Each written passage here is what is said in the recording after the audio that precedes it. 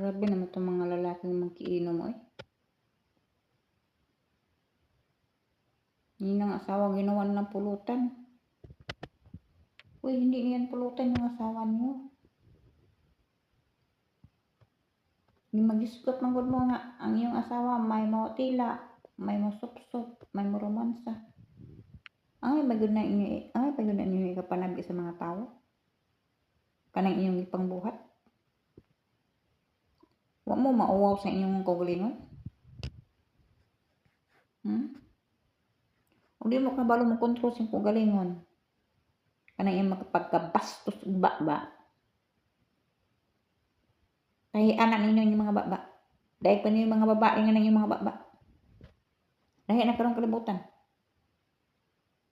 Ang mga lalaki na karong may mga sismusa. Ang babae na karong may magbuhi sa bana.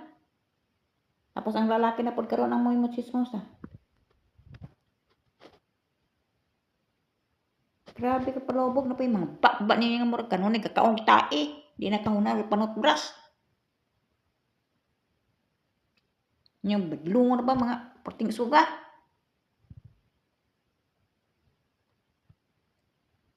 Shout out sa mga palahubog diha.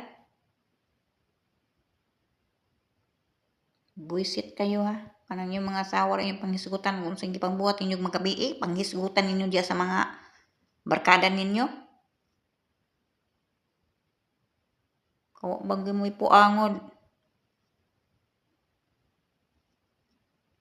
Bastos kayo mo mag-inom mo.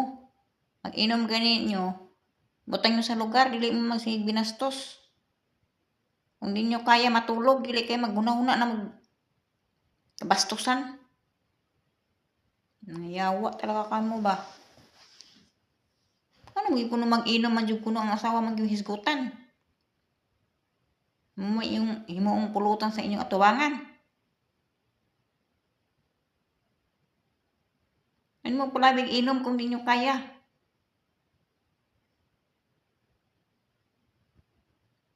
Animal talaga ka mo, no? Babae talaga yung pulutan panahon ng mga hubog mo.